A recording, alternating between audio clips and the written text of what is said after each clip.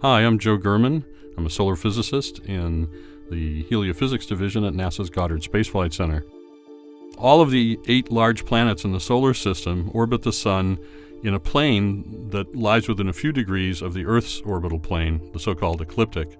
So when we observe the Sun with a coronagraph that blocks the much brighter light from the Sun itself so we can see the faint corona, the Sun's hot outermost atmosphere, we get occasional glimpses of planets.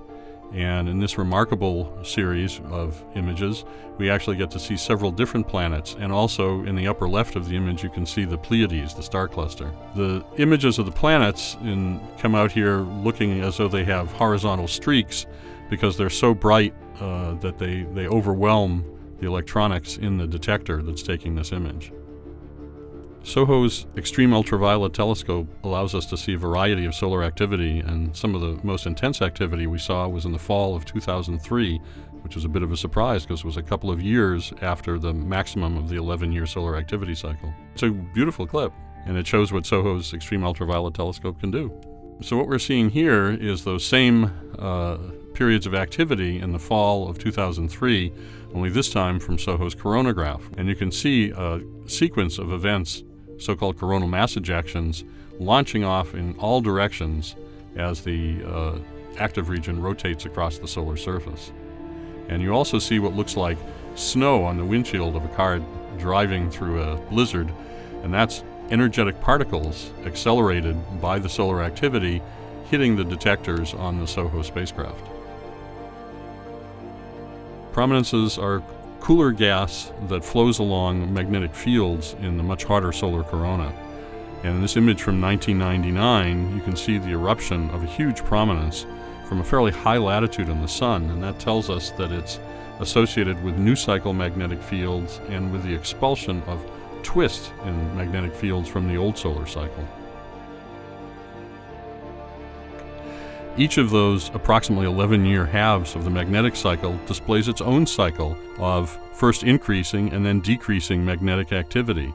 And that's reflected in the intensity of extreme ultraviolet emission from gas that's trapped in the magnetic field.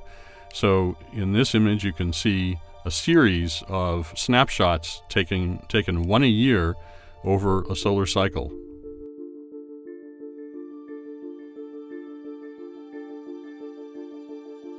Over the course of the SOHO mission, we've observed over 3,000 sun-grazing comets that come so close to the Sun that you can't see them from the Earth because the Sun basically blinds Earthbound telescopes. With SOHO's coronagraphs, we're able to track the comets all the way into their evaporation near the Sun.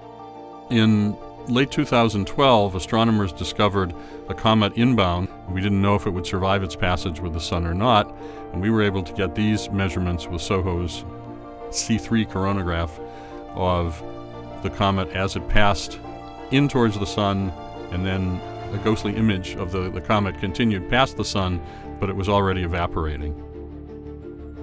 If you're able to catch it, and if you blink you'll miss it, you see a wave traveling outwards from the flare in the lower solar corona. What EIT was really good at, and in fact discovered, was these waves in the very lowest part of the corona that corresponded to coronal mass ejections, and we literally hadn't known about that before. In a coronagraph, you don't know if an event is headed towards you or away from you. The geometry is the same. And with the addition of an extreme ultraviolet image that shows a wave like this, then you know that the event has occurred on the earthward side of the Sun, and we may very well have some space weather in store in 1 to 3 days. This clip shows Comet Mach-Holtz, which SOHO observed in 2002 as it was passing near the Sun. And as the clip shows, the direction of the comet's tail, which is made up of electrically charged particles, changes as it passes the Sun. That's because the Sun's solar wind, a continual emission of plasma from the Sun, is pushing it outwards. This shows an entire solar rotation of about 28 days in 2001 as we were ascending up to solar maximum. And you'll see several events in here.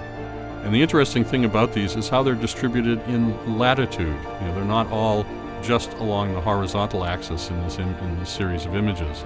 And that's an indication that you are reaching solar maximum. During solar minimum, the much smaller number of events that happen all seem to come off the east or west edges of the Sun.